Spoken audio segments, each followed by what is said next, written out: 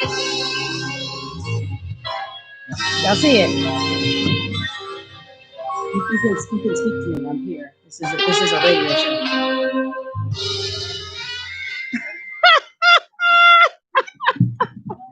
Are we ready? Are we good? Do y'all see it? Because I want to make sure y'all can see it before we start talking, before we start getting up into this. Before we start putting a camera to the conversations that have already been in flux, the conversations that have already been in flow. Y'all see it? Is nobody responding? Yeah. I'm in here by myself. Yeah. Good evening and welcome to another episode of Dana Being Dana. I am your host, Dana Michelle, and welcome to the Chicago, thank you, Wanda, the Chicago SpellHouse Singles show. It is the Chicago edition, part 2 on Dana Being Dana. And I know it looks a little different because the last episode we had of Dana Being Dana was with the SpellHouse show. It was packed. We had a good group, but all of my SpellHouse shows are a lot of folks, a lot of energy, a lot of people. But I promised you, as I said, it was going to be great energy, and I picked some of my favorites. All y'all are my favorites who are not here, but some folks who have been just very vocal and passionate about these topics to join me, veterans of Dana Being Dana. None of them are here for the first time. And I'm thrilled to have you all here with me. We are live. We are on Facebook, so please share the show. Share it in all of your groups, your college groups, your homecoming groups, your SpellHouse groups, your HBCU groups. We've had a great night. We have already had an amazing night. What we found out is that everybody here is from the same dorms. So the only dorms represented tonight are HH, you know, from Spelman, and Hubert Hall from Morehouse. But I hope that doesn't prevent you from sharing the show. All you Abby folks, I want you to go ahead and share. No, but it has been super fun, particularly in a pandemic. Happy birthday to Michelle Flagg. This is my girl and a very good friend of mine. And today is her birthday, and she chose to spend her pandemic birthday, in a party with us. So thank you all so much for tuning in. Thank you for joining us for Michelle's birthday party show. Reopening Illinois premiered last night on Finding Common Ground on Naperville Community Television, nctv17.com. NCTV17, not to be confused with NC17. Please check that out on Finding Common Ground, Reopening Illinois, Reopening Naperville. It's a great, lively show. That's all I'll say. You got to check it out for yourself. But the other show on NCTV is Dana Being Dana, COVID-19, for better, worse, or divorce on Dana Being Dana, sponsored by none other than Mirabella, Kincaid, Frederick, and Mirabella, a fantastic family law firm. There's a lot of people out here going through the trials of family law, custody, child support, visitation, e-learning. Who's going to be the principal of this e-learning school? Help me out with these kids, feed these kids. Who's going to be the lunch lady? Who's going to be the lunch daddy? Who's going to help out? Who's going to be the tutor? All these things come into family law. And ironically and surprisingly and awesomely, both Kenya, Michelle, and I are all attorneys, and we've talked about family law tonight. So Mirabella, Kincaid, Frederick, and Mirabella, they are the sponsor of the show, currently on nctv17.com, mkfmlaw.com, 630-665-7300. Can you all just introduce yourself briefly? You can talk about the dorm you stayed in, when you came out of SpellHouse, and who you are and what you do now. I'll start with you, Michelle, birthday girl. Happy birthday, happy birthday. You're welcome. Michelle Flagg, class of 1995. All right. Notorious. You say notorious? Yeah. Yes. That was our theme. Well, that was supposed to be our theme for our 25th anniversary, which was postponed or whatever for COVID. But I did have my reunion bag. You had your reunion, which is kind of fly. So I think all of the reunion groups need to take note, because we were comparing reunion swag, and her reunion bag was pretty fly. It is my 20th year, And there's some other groups out there celebrating anniversary years. So shouts out to all the anniversary years who are persevering during this pandemic. Yeah. So, and from Chicago, moved back to Chicago. As Dana mentioned, I'm also an attorney. And let's see what else. That's it. Yeah, Thank that's you. it. Thank you. Your best friend, Eugene. This is Eugene the first. There are several who have attended Morehouse. This is Eugene the first. Eugene E. Yeah. Eugene Muhammad. I'm from Hugh Road, class of 1996. From the South Side, wild all day. Decided to come back home, and now you can find me teaching at Triton. You can call it teaching, I guess. I think You're that's what I teaching. do. You're doing. You're I call it- influencing lives and doing that's what's up. and empowering minds. Kenya. I'm Kenya Jones. I am class of 92. Howard Harold was my dorm, HH. And I am a practicing attorney in Gary, Indiana. And last but not least, Quincy. Quincy Payton, class of 99.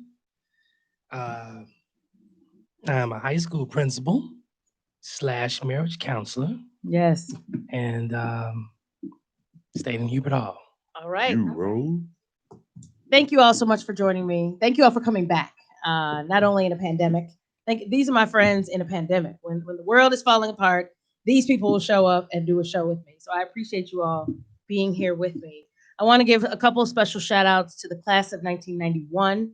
SpellHouse 1991, spellhouse91.org is planning their homecoming activities. They are going to be featuring the Homecoming Challenge, our Go Back, Give Back campaign. You can check us out at homecomingchallenge.com. But shouts out to Spellman and Morehouse, the classes of 1991, who have embraced the Homecoming Challenge and who are bringing us in as part of their Homecoming Challenge, Homecoming celebration activities. There are several local chapters, alumni chapters of Morehouse and Spellman, who are also supporting the Homecoming Challenge all over the country. LA, DC, Georgia, Atlanta, Chicago, New York. So we've got a bunch of chapters that we're talking to. If you are tuning in and you want to bring the Homecoming Challenge to your chapter, to your local alumni chapter, please let us know. Homecomingchallenge.com, danabeingdana@gmail.com. But what it's all about is connecting alumni with current students who are sheltering in place at home. So it's a great feel-good opportunity. We can't go visit the dorms, which is what we used to do. When you go to the website, you'll see how we've surprised students at the dorms.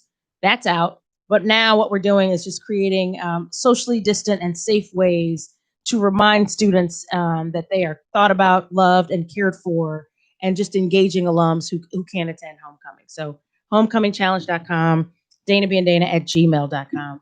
Did you all get a chance to see the show For Better, Worse, or Divorce? Yeah. Oh, Yes. Because we're talking about relationships tonight. Relationships tonight. So what are your thoughts? Well, okay. So the second segment, that Remarriage. yes, Yep. remarriage.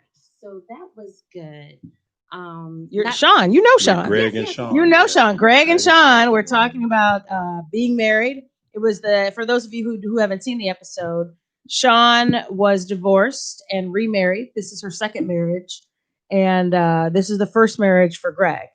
And they got married New Year's Day, 2020.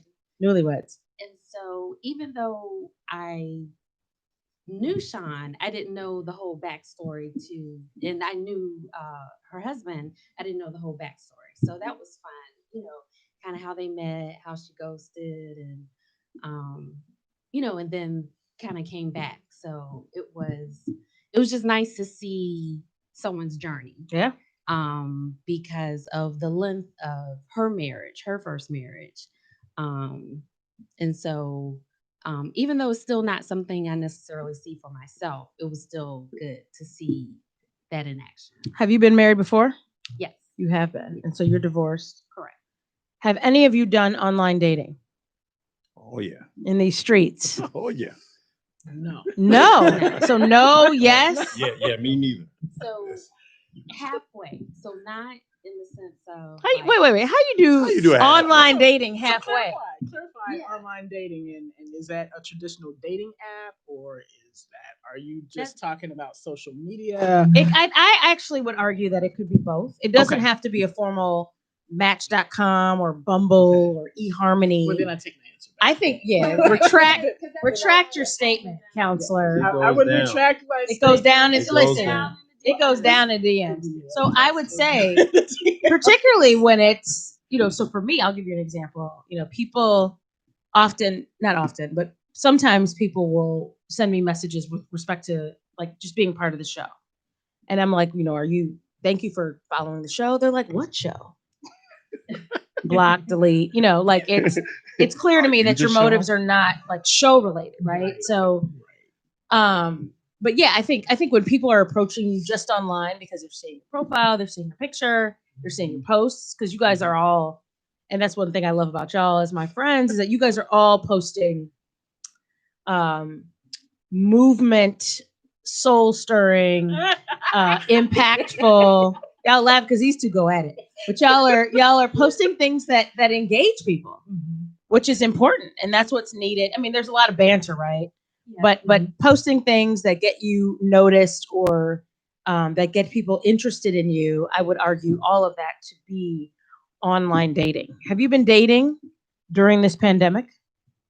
Yes. Yes. The fifth. The fifth? I'm sorry. Excuse me, Dave Chappelle. There's no fifth here. Oh, Fifth. What advice do you have for dating during a pandemic? creativity. We're not talking about Kwanzaa principles. Like, can you elaborate a little bit more? So, like the outdoor movies, the being, I would say, with nature more in the sense of like parks and outdoor things. So I'm already an outdoor person. I like to do that. So, but I didn't necessarily do that in a dating sense. I did it like with Cub Scouts and that type of thing. So I would say that creativity. Best time for young men to begin dating now. A lot of the expectations that typically come with dating, I think, have been reduced. You don't have to always take them to a $150 dinner. A lot of those restaurants are closed right now. That swings the other way though, because it also forces you to have to be more creative. Many men felt like they didn't really have to do that, I think, at first. Didn't really put the energy and effort into trying to figure out what am I going to do on this date. Now you almost have to. So I think if anybody's trying to date right now, especially for men, great time to do it now. You said what? Said last Great time to do it now. Great time to do it now. Can you? I would say that it forces you to really have real conversation. Yes. And you really get to know a person, their vibe, and you're not distracted with a movie. You're not distracted with dinner. You are spending time on the phone. You're texting. You're getting to know somebody. So real conversation is something I think that has been a bonus for me. And I think it's important. I think it cuts to the chase, right? Because you can disguise a whole lot, right? In a 2.5 hour movie. If you go to Titanic, it's 3 hours, right? And that's a whole lot of time spent not really fleshing out whether this person is on your intellectual level, your comedic level, your thoughtfulness level, your kindness level, all the things that may resonate or matter to you. And I think that's so important because I think you can have a lot of what I may call like placating conversation. How was your day? Yeah. How was work? How's your kids? How's your mom? Those are all kind of basic questions that you can really answer for anybody who asks those questions. And so, like, if you really want to move the needle, it's really about having an engaging conversation with somebody that captures their attention, particularly if they're sapiosexuals, which are people who are attracted to intelligence. They're attracted to creativity. They're attracted to the uniqueness of the mind. And if that's what you're trying to date, you can't just come with Wow, you're so busy. How's work? Oh, my favorite one. Oh, you're so beautiful. You're so pretty. Oh, Hey, no. girl, So pretty. I'm just like, so pretty. Good morning, Queen. Can we Good talk morning. more? Good morning, Queen. Oh, Good that's the morning, favorite beautiful. one. You really, and then as Quincy and Kenya said, like it really challenges you to kind of step up your game. And maybe you need to be in a different intellectual bracket for the people that you're trying to date, because I think that's important. I want to ask the men, what do women want? What were you about to say before that? You know, I want to You go were about back. to say something. Yeah, because I was going to Look go at back Michelle to this. being That Michelle. I think that one thing I On would her say birthday. that if you're an introvert, if you're a nerd, I think this is the time for you to shine. Introvert. Introvert. No. Introvert. Yeah. No, I'm just If you saying. saw, so Eugene, let's give you some backstory. Eugene is an introvert. He is the first of several Eugenes. And on our last episode, if you checked us out in February, we got into this topic of introverts versus extroverts, and introverts shooting their shot and doing their thing. Eugene is a Cancer, and he is an introvert through and through. Yes, and this is the time. The pandemic is the time for Pimping. introverts to shine because of the social distancing, the distance that's created through this technology. Yes. Gives the introvert the confidence to come out of his or her shell. What advice do you have for your introverts out there tuning in, sharing the show? Can't wait to shoot their shot in the morning with that one. Utilize the medium to your advantage and just shine. It's your opportunity to shine, and you could still be that kind of elusive, shy person, but yet you can still shine. I think it's an awesome situation. I love it. And I think the extroverts are out there tripping, right? Like they're suffering. fumbling, they don't know what they're doing. They're out here like, oh, I'm so stressed out. But so the introverts can just be cool, calm, and collected, and really kind of bank up, right? And I think those deep thoughts that introverts create and come up with in their introversion and in their solitude, they can now share it. So I think this evens the playing field for introverts. Ooh, pandemics are introverts playing field. Get it. Get it. I hope all the introverts are sharing this knowledge, or they're probably not sharing because they're keeping it all to themselves. So I go back to my question. Men, what do women want? From your assessment, what would you say? I would say, if you're looking for a common denominator, I would say women want to feel cherished, want to be made to feel special, unique to their partners. Unique. I think that's very important because I think friends, exes, all these other things come a dime a dozen. And it's about how you separate the person you're dating from everybody else. Women, what do men want? Respect. Besides sex. Respect. macaroni in the pot. And by respect, you mean sex. Okay. Respects. That's another show. I'm not gonna say friendship, but a safe space. And that's what I've encountered. I hear a lot of men in this age, and I mean like past 35, I would say a lot of men want peace. Oh, yes. So the women who are toxic, who are always starting up drama, if they're always picking fights, if there's always an issue, if there's always a problem, that is how you lose the good men, because you do not offer a haven or a space of peace. Mm-hmm. So when you're wondering why the girl who makes less than you, who's not as cute as you, who doesn't do ... what you do, it could be that she's offering a space of peace that you don't provide. So try being that. And a lot of times, because people don't understand what toxicity means, if you're always creating drama, if there's always a problem, if there's always a fight, what now? If your man is saying, what now? That's a huge red flag. You see how these brothers, the introverts and extroverts over It is here a now. maroon flag. It's a That's what? how red it is. Did you say? It is. Say that again. It is a maroon flag. That's how red it is. But it's true. A lot of times, because I see a lot of people, and we're in some of these groups, we're in some singles groups, and we see why some people are single. And a lot of that can be because of toxic energy. If you find yourself in a lot of drama, maybe that problem is you. Common denominator. Can I reference the show before real quick? Go back something to it, introvert. Something that Sean said was interesting. She said that Greg let her be Sean. Yeah. That was very catchy for me. And I think men want that. We want that sometimes. We want to be ourselves, but you have to create that safe space where we can be ourselves, where you're going to allow us to shine and not throw things back in our faces and blah, blah, blah. I think that's exactly right. I think a good combination, and we've talked about this, about there being a good fit or having compatibility, is when you can be, what somebody wants and they can be what you want. And you can let each other shine or not or whatever it is, but you accept each other for who and what they are. Men, what do women do wrong when it comes to dating? You're giving advice. People are listening. They're like, how do we land brothers like you?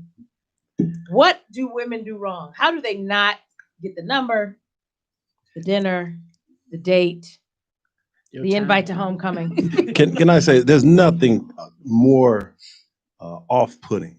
There's no greater turnoff than a dogmatic, closed-minded woman. And sometimes sisters have a tendency to see how I said that. I'm practicing my violent communication, my nonviolent communication. Nonviolent communication. Sometimes sisters have a tendency to cling to like these dogmatic, ideological commitments, and they draw strong lines. Oh my God! Now I got to go back to one. They don't like when you do stuff. No. But no, the dogmatism, and I think it's easy to be dogmatic. But it's, and I think, Dana, you said this in your previous one, you said that being inflexible comes from doing the work. Yeah. I'm totally taking that out of context, but I think that statement holds true here too. And I think what I always ask people who have been single for a long time, who have these dogmatic principles, is where has that gotten you? Because there's a lot of, be very clear. And if you learn nothing else tonight, I think we're going to say some amazing things later. But one thing I think is truly important is people are out here dating on the regular. Yeah. People are dating on the regular. They're getting asked out. They are going out. They are, even in a pandemic. Greg was like, how do you, on the COVID show, he's like, how do you date in a pandemic? Easy. Yeah. People are out, y'all said, y'all are out here dating. People are out here dating in a pandemic. And my thing is that, so don't play with your mind and thinking like, oh, it's a pandemic, nobody's dating. Honey, they're just not dating you. And so what you need to focus on, and I mean that out of love, like do the work, pay attention to that, because there are things that you're doing or not doing that contribute to your dateability. And I think that that's important, because what I want people to get from this is doing the work, making the changes. Where has your inflexibility gotten you in this dating world? And if you're like, you know what, maybe height doesn't matter, right? Let me give these short dudes a chance, or whatever it is, whatever your hang up is. Adjusting some of that could be some of the messages you're getting, particularly in this pandemic, when you're learning all the morality, life is short and things can happen on a dime, and you never know what tomorrow brings. All of that has been around forever. You're just learning that now in a pandemic. So I'm hoping that it makes people, like you said, a bit more flexible in some of their dating choices. Ladies, what do men do wrong out of here in these dating streets? Is that a handkerchief? Is that a kerchief? We're going to go to commercial, even though we don't have commercials. Thank you for checking us out. So one thing, kind of, because Eugene and I have had this like back and forth on this, as far as like some of those people that are that have those lists or have those rules, like for some people, it serves them well because they don't always have the discernment in the sense of they what was it, the Think Like a Man book, the Steve Harvey book. Like for some women, that was a good book because they had problems with kind of boundaries, drawing lines, and what they would and would not accept.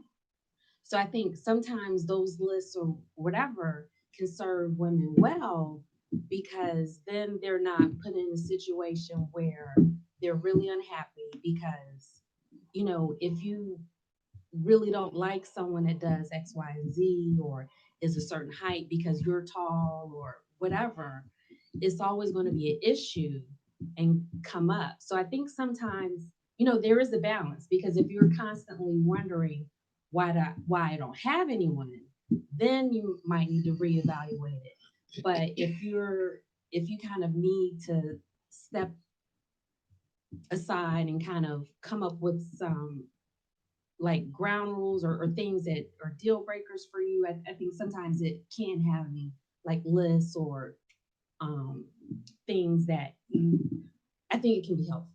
So I'll just say that as to that. So but as far as like what they're doing wrong, taking away my decision, taking away decisions from me. Yeah. So not being upfront where I can make a decision as to whether I want to engage or not. Kenya? I would have to agree on that one. That's been my biggest pet peeve in dating the last 10 years. And I just had a conversation about it yesterday. Lay your cards out on the table. Be honest about who you are. Honest about who you are. What your situation is. What your baggage is. Yeah. Let me choose. And let me decide if that's something I want to deal with. Yeah, but that's been the biggest issue that I've encountered. And I'm like, you know, my thing is if you're honest with me up front, I said, okay, I may not date you now. You deal with whatever issues you got going on. There's a possibility that we could date later, but not while you got all this extra going on. That sounds like that trick your parents used to do on you. They'd be like, just tell me what you did wrong. I swear I'm not gonna spank you. I promise. No, it's not a matter. No whooping. No, it's not a matter of being right or wrong. It's about your truth. It's about being transparent. Absolutely. It's transparency. When you're like, oh, my ex isn't toxic. But that doesn't serve most guys. Like if my situation is bad and I know that you are kind of not receptive to it. I mean, if I go by what's most pragmatic and in terms of consequentialism, I would probably lie. But so I can get the woman. How about setting better boundaries? In other words, and that's the part of doing the work, of doing the work that you need to do. Because a lot of times I think people let their past influence their future. They have so many toxic ties, whether it be children that they allow to be played as pawns in their future relationships, or parents or friends or their own hangups, right? I don't feel comfortable being close or committing. So I'm going to let all these other factors come in because I struggle with being vulnerable. So all these other things can infiltrate this relationship, and I'm going to let it happen because that relieves me of the obligation to be vulnerable and to be close. And I was playing devil's advocate. Of course you will, because you're the introvert. You sure? Kenya, I want you to get your post ready to read. But before you do that, we're going to talk about this next question. This is something that Eugene, who co-produced this show with me, I want to give him a shout out. This was very much a SpellHouse produced show, and I appreciate you, Eugene, for chatting with me this week as I prepared for this. But one of the things you and I talked about in our discussion, you said this. You said wanting something is easy. Being ready for it or having the capacity to receive it is another thing. And so that, you know, I want to be in a relationship. A lot of people want to be happy. They want to be in a relationship. They want to be in love. They want to be closer than close. But what types of issues hold people back? And how do we nurture that capacity or ability? Is that to the men or to Eugene? That's to everybody. It's not just to you, Jane. No, You don't run this. I'll give you a controversial answer, and it's one that's not talked about enough.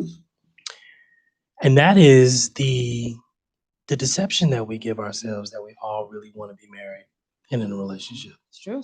I think many of us actually do much better alone. People say that because it's the right thing to say. It's the right thing to say, just like going to college, right? Right, just like going to college. Just like going to college. It's what we were taught to do. Yeah. That's the natural next step after high school. Of course. When the truth is, if you got to the raw part of you, I don't want to go to college, at least not right away. Yeah, I'm not ready now. And I think many people, this is the reason why remarriage rates are declining. Say that. Precipitously, because people find out, you know what, marriage is cool, but it ain't what I thought it was. Mm-hmm. And I am so much happier going to my bed by myself, being Kinda by like myself. home buying. I got my two sisters, I got my two friends, we travel, we have a great time. Okay. And when I want some sex, when I want male companionship, there's a few guys I can call on rotation You're talking about to women, fit right? that need. Correct. But men are the same way. No Oh yeah, different. absolutely. No different. I think there's a thing out there called the spousal substitute, and it is the blurred lines. That's why it was such a hit. The blurred lines, friendships, not romances, but romantic or friendships. Well, like we're so close, and people are like, are y'all kind of like, no, that's just my friend. But we travel together, we hang out. They're my plus one at the holiday party. They met my mama, this, that, and the third. They fill some of those gaps. You have people that you go to perhaps for sex. You have people that you go to fulfill those emotional needs and supports. You have people who publicly show up for you. So you're seen out and about with a companion who's just a friend, etc. And people are leaning into those relationships. I think those are the ones that tend to be the hard fought ones when you do find somebody. Like if you want to be married, severing some of those ties or right sizing some of those relationships, right? You were my plus one for all the Christmas parties, but now I'm dating somebody. So you can't be my plus one, now for all those Christmas parties. And that person is big mad. They're hating, something's wrong with so-and-so. That person can't be right for you, blah, blah, blah. Because what they're really saying is, I'm upset that I'm being replaced. I'm upset that you have somebody else. So they're finding all these things wrong, and people are listening to that, like, well, yeah, she does have a long second toe, blah, blah, blah. Finding excuses to not pursue relationships, which is what holds people back. And then it becomes cyclical because they didn't really want to be together. They may not be right for each other, but I do want to go to that Christmas party every year. So I'm definitely not going to let so-and-so go there in my place. I think, though, we're at a special place in history where the why is shifting. The why we got married in the past was one reason.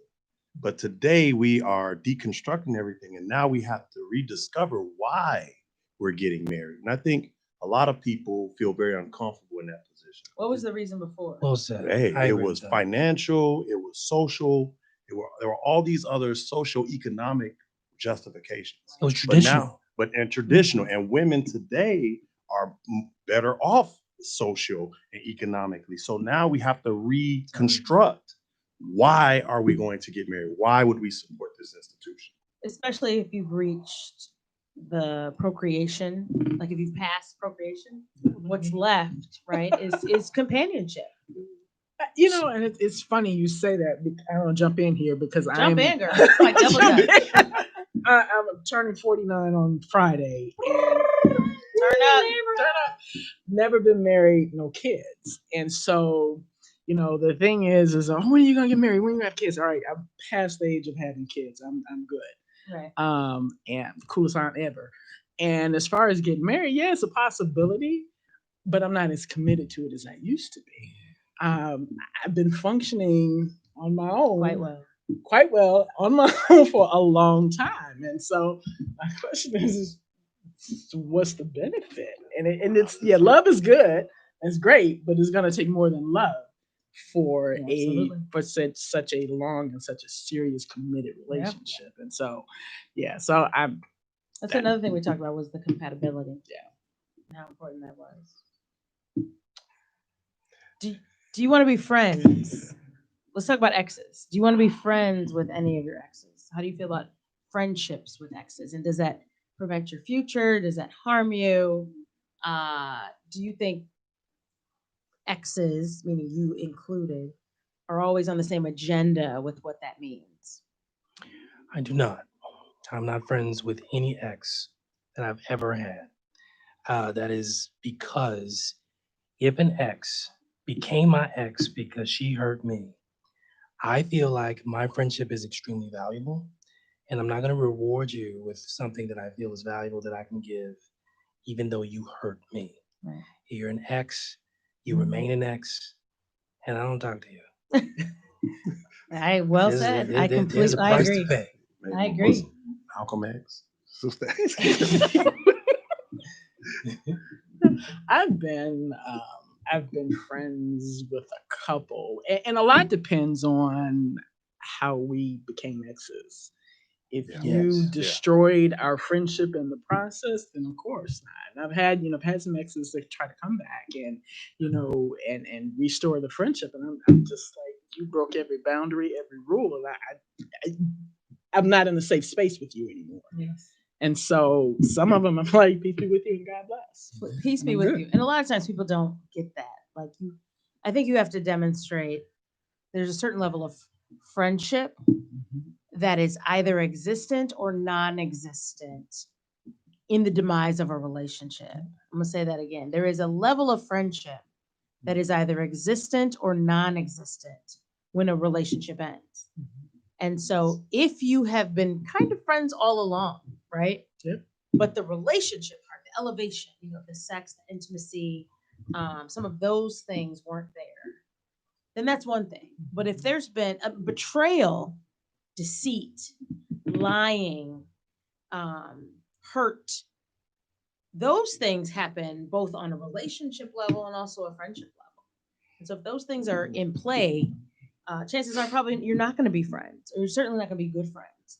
And I think with all of the millions and millions of people in the world to be friends with, why spend so much time investing in an ex relationship that's going to have competing agendas? Because I personally believe that most exes don't have the same agendas at the same time. There's exceptions, don't get me wrong. But I think somebody's trying to just hold on to just hold on. Hold on, hold you back. Hold on to hold you back. That's a good one too.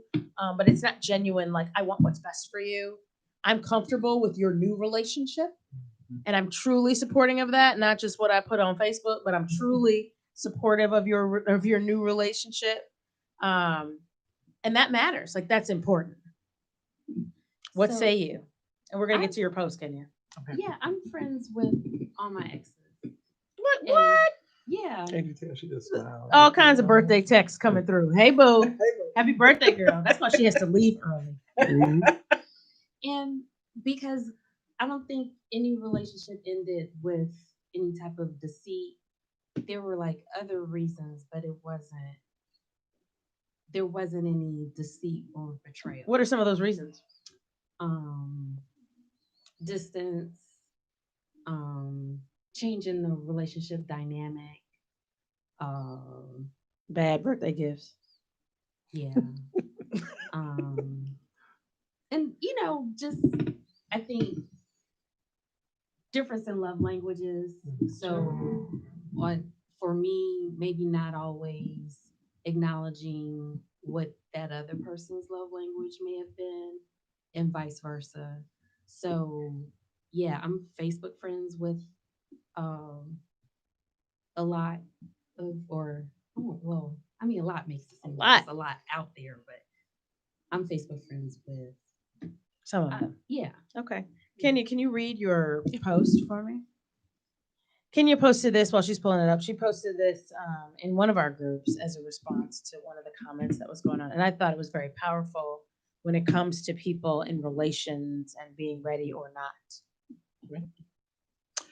Someone can be madly in love with you and still not be ready. They can love you in a way you have never been loved and still not join you on the bridge. And whatever their reasons, you must leave because you never have to inspire anyone to meet you on the bridge. You never ever have to convince someone to do the work to be ready. There is more extraordinary love, more love that you have never seen out here in this wide and wild universe. And there's a love that will be ready. Amen. By Nayara. Can you tell us Wahid. why you posted that? I flash back to a very bad breakup years ago. And in that moment, I couldn't figure out the why and what happened. And when I read that, I've been over the relationship for years and all that. But in that moment, it made sense. He couldn't meet me on the bridge. Yeah. And I'm sitting here questioning, what's wrong? What's wrong? And loved me, but couldn't meet me on the bridge. And any other breakup that, relationship that I've had over the years. And I got a peace. It was peaceful because not everybody's gonna, be that one. You go in thinking maybe, but maybe not. And if there are things that you want, you can't be afraid to walk away. And that's the one thing I probably have mastered pretty well over the years is that I've not been afraid to walk away when they didn't meet me on the bridge. I'm like, okay, I'm not gonna, fall out in the middle of the floor and like, I can't have my way. I'm like, okay, it's 7 billion people on this planet. Right. and sometimes if people are So- telling you their limitations and they're Yeah. telling you where they're at, Yeah. part of your maturity and lack of pride and ego is accepting that. Because what you don't want is to be in a situation where you're chasing or where you're forcing or where you're trying to convince somebody in the convincing business. Exactly. Not only that, but I also got into what I'm seeing now. Women get into Black women and struggle love. Struggle love. And this rang out to me when I read it. I read it the first time I posted about 3-4 weeks ago. I was like, Black women and struggle love. And why is it that, that's becoming an unfortunate norm is that struggle love is what you have to do in order to be loved. I'm like, no, that brother's not ready. He's not ready. I think there's 2 types of struggle love because it's one thing like I'm trying to get this job, such and such, and I need to get my resume together. I need to get my coins up. I'm not where I want to be like financially or in this stage of life. I sure want to get into this grad school. But I think the struggle that you're talking about is not being emotionally ready. Oh, it's financially ready too. Well, yeah, I think that's a different thing. You guys saw some of this. Like- So what did you guys think when you saw Kenya's post? We talked about this in our group chat.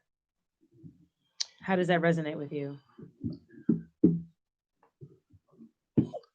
I think it's extremely painful to be in love with someone and recognize they're not there because there's a lot of hope, I think, that comes with this is somebody that can be my husband or my wife.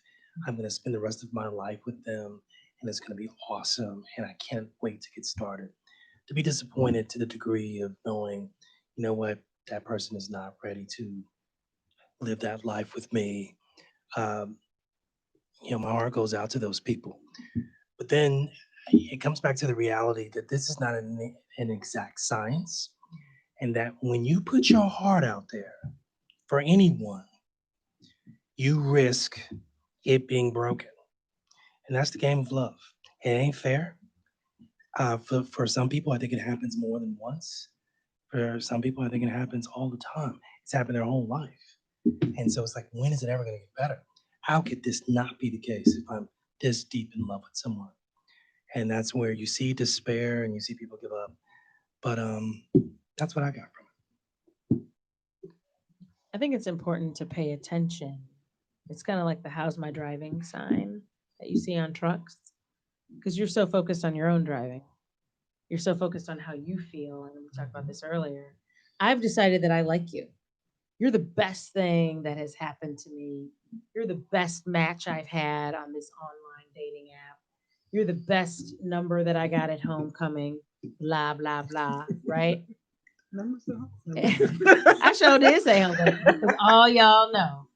But the question is, have you stopped to think, am I the best you've had, right?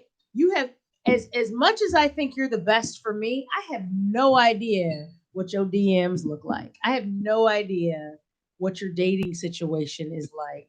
And just because I think you're the best for me does not mean, you know, I'm necessarily the best for you. You know, in the old days, in the dance, Sadie Hawkins and all the dance cards and things, I could be number 10 on your list when you number 1 on mine, right? And that's where I think people get confused and lost, and they kind of get caught up in their own journey of like, but you're supposed to be my one. Am I? Because I wanted this, and you're just right here, and that's fine. But all you thought about was you and your needs, and you didn't think about how you could meet mine. And I think that's where a lot of people get tripped up on that. What about having the capacity for patience to line up? Because maybe you're on the bridge at a time when the other person's not. Then they're on the bridge, you're not on the bridge anymore. I love that analogy. It's interesting because it's very much time based. But I think there's a reason why love starts with patience. Like I think it's almost like we have a narrative that prevents two things: us sacrificing a little patience for a relationship, because this is what I'm balancing it with, and then preventing the fall, that pain that Q talked about.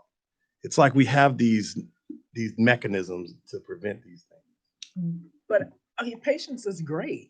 And you can be patient, but you also can't be so blind to not pay attention to what's happening. Yeah, that's true. And they should be consistent in some key areas. How are they treating you?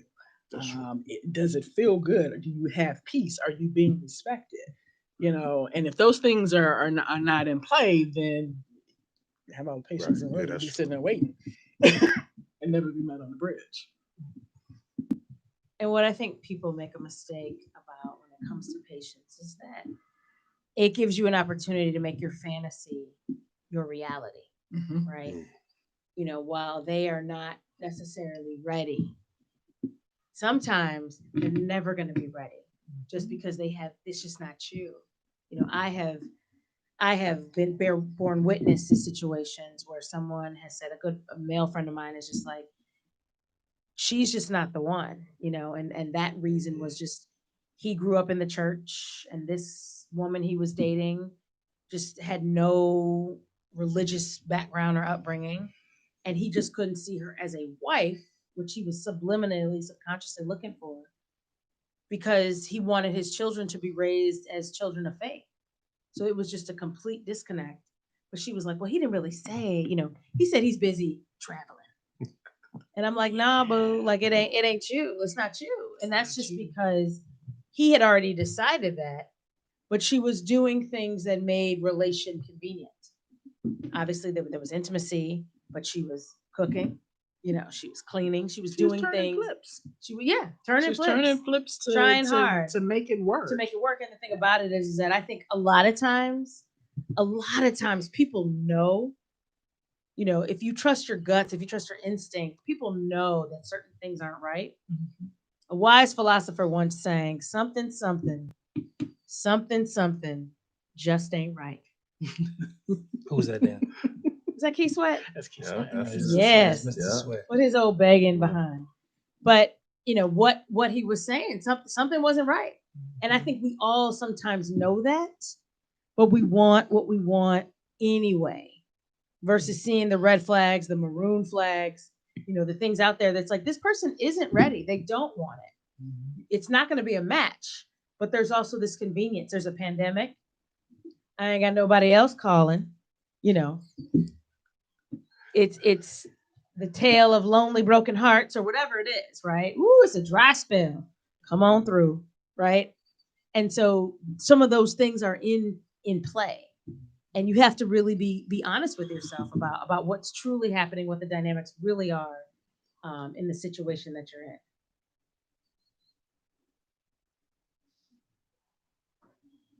Y'all were quite vocal earlier, but it's got real quiet. Y'all want a prayer? Should we have a Well, prayer? I ain't know it was another Oh, question. Prayer yeah, moment? I love I mean, I questions. could keep going with questions. But yeah, I agree. And I think that sometimes we're not clear on what we want. And then how do we negotiate what we want with what we need? Because sometimes desire, it can be tricky. And sometimes we want things that is not good for us. And Like what? Agree with that. That's true. Spellhouse After Dark. another philosopher said, if loving you is wrong, I don't want to be right. So I think we all experience that. And we make choices. I mean, making choices from desire and what we want. And for those who are spiritually inclined, you know, if the universe or God usually doesn't send you what you want. God usually sends you what you need. And so how do you respond to that? It's true.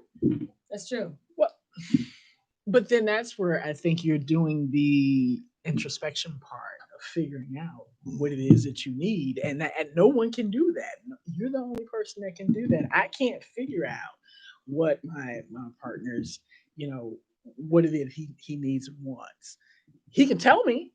Right. He can tell me, but that's not for me to try to figure out that. That's something that, okay, yeah, this is what I need from you. This is from what I want, but he's got to do that internal work. I can't do But that. women don't say, you need me. You don't look at someone and say, you know what, you need me.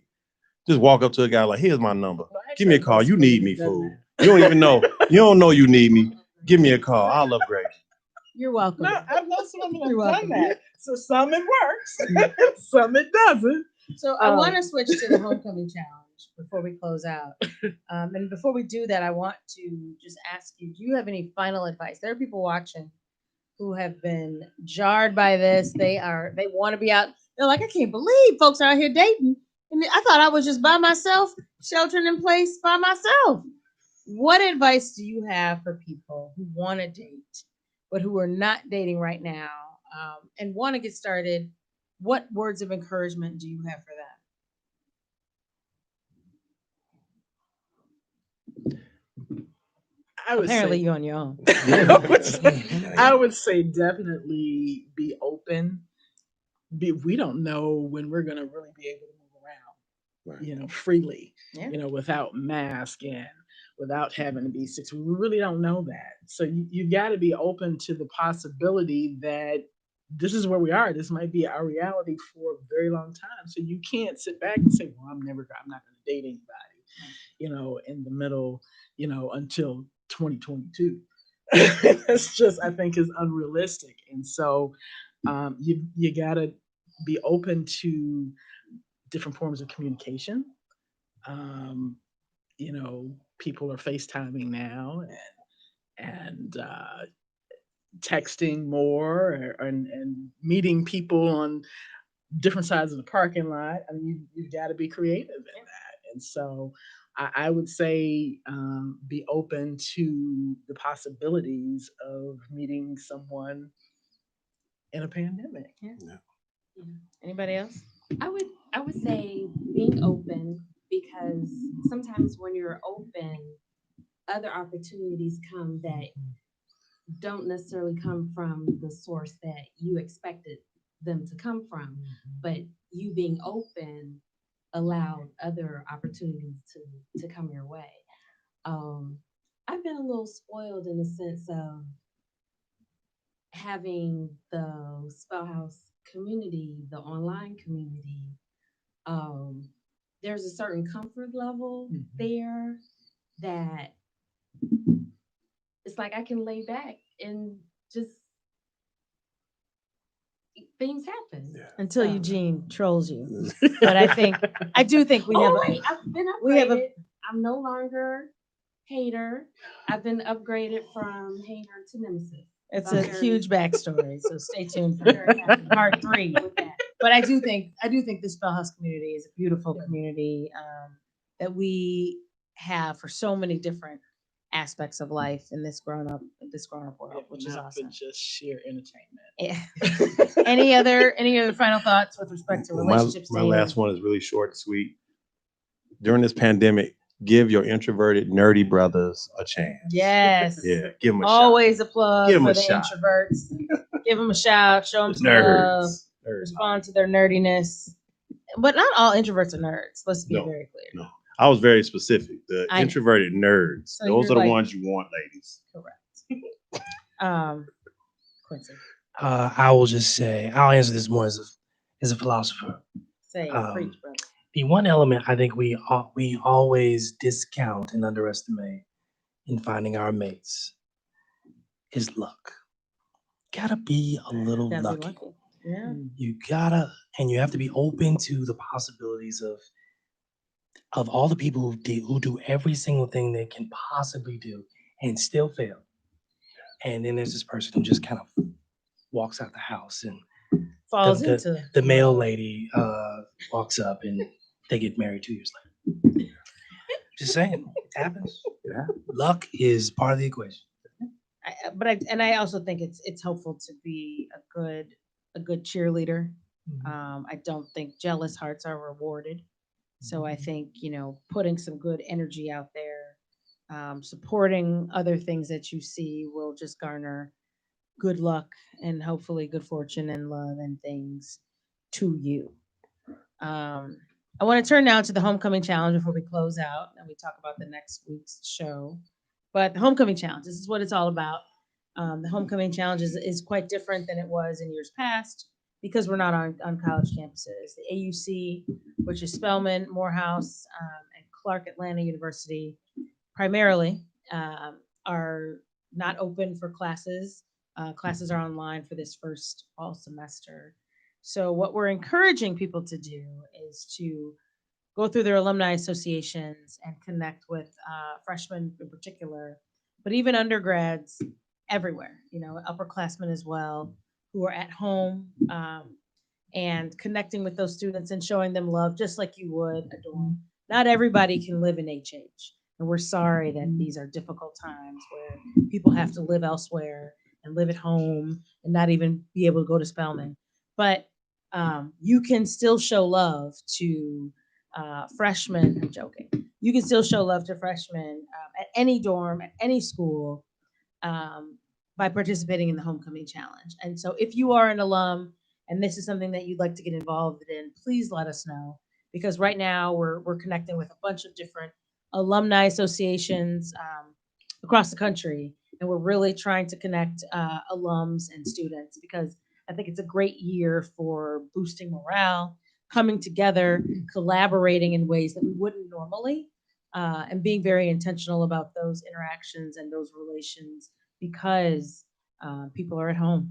People can't travel. People are missing homecoming. This is kind of like my homecoming outfit, for at least on tailgate.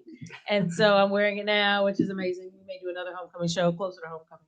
But people are going to be missing homecoming in a couple weeks for sure. Absolutely. And so this is just such a great way to get engaged, get involved, get your local alumni chapter. Say, hey, can we get our list of freshmen? Can we get our list of students who are here, who are local? And let's just show them some love. The homecoming challenge is typically a $20 donation, but it could be anything.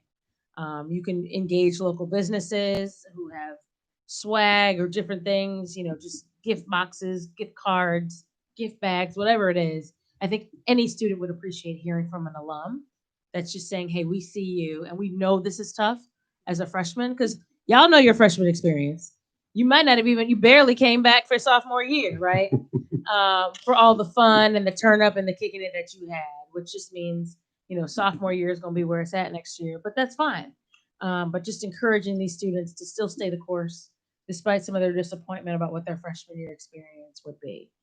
Anybody want to talk about the homecoming challenge if you participated? Kind of what your thoughts are. Michelle, you were on our show and we did the homecoming challenge on TV. If you guys want to talk a little bit about that so people understand kind of what it is and what we've done. So I was lucky that I went back to my freshman year dorm, HH, same room, and just again out of the universe, I ended up getting a local alum's daughter, and she was like the last of three Daughters. of the other. I mean, she has two Sisters. siblings that were. One was at Spelman too, and then the other one had graduated, and her mom was an alum. And so that was a great experience. Just meeting her roommate. And I didn't go for homecoming. I went back for the Georgia governor's election because my classmate was running for governor. Oh, really? Who's your And classmate? Stacey Abrams, Just saying. class of 1995. Just saying. And so that election didn't go as planned, but still meeting the students, sharing, my experiences at Spelman, and then just meeting them and encouraging them. That was good. And that's what's important because the homecoming challenge can be done at any time. It doesn't necessarily have to be when you go back for homecoming. Alums go back all the time. They're recruiting, they're visiting so-and-so, they're dropping off kids, they're picking up cousins, they're just in town, they're kicking it. People go to Atlanta for all kinds of reasons, whether Atlanta is where your alma mater is or not. But people go back all the time. And the whole point is just swinging by your freshman dorm. But now that people are not going back to school, it's even more localized. My student last year, I've been doing this now. This is our 4th year of the homecoming challenge. One of my students last year, my room in HH is a two, it's a double, and it wasn't the person on my side, but she's from DC, but the other side was from Chicago. So shouts out to Brittany. I hope you're watching. She's a sophomore now, and so I've stayed in touch with her to see how she's doing, right? How you doing? Like, I know freshman year was off the chain, and we met when I showed up at her dorm room, which was my dorm room years ago. And so now I'm like, how are you? How are things going? So it's fortuitous that she's from Chicago. She's in the south suburbs, and that we have stayed in touch. And that's what it's all about. So www.homecomingchallenge.com, danabeingdana@gmail if you'd like to get involved. We do these episodes for many different schools, and we could do them to just further promote the homecoming challenge and what we're all about. Next week on Dana Being Dana, this time next week, we will be celebrating the homecoming challenge with Howard alums. Howard was part of our tour last year.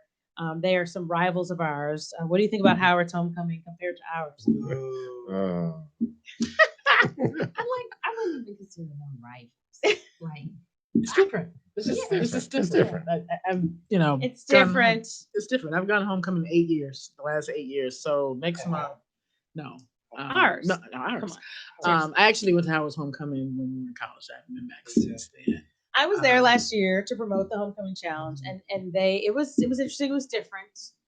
For those of you who don't know, Howard has a lot of superstars, media, journalists, artistic, creative forces, which I think is great. They've got a lot of famous alum. Tune in next week because they'll tell you all about it.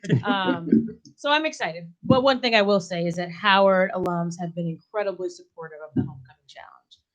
Second, I would say to Spelman and Morehouse, I think would be Howard, up there with FAMU, who we also visited last year, particularly of the HBCUs. So the Howard alum, particularly in the Chicagoland area, have been incredibly supportive. They're coming in next week to do their own show, which is going to be a ton of fun. So don't miss that. Check it out. We're going to be picking different topics and talking about different things. But of course, it's all about in the name of the homecoming challenge, just bringing people together, some of these homecoming vibes. So thank you to my incredible guests. You guys are amazing. Thank you. I always enjoy talking to you. It's been a super fun night. Happy birthday, Michelle. We love you. We love you. We love you. We love you. I do not promise to be an expert, nor do I have all the answers. I am just Dana being Dana. God bless you. Good night.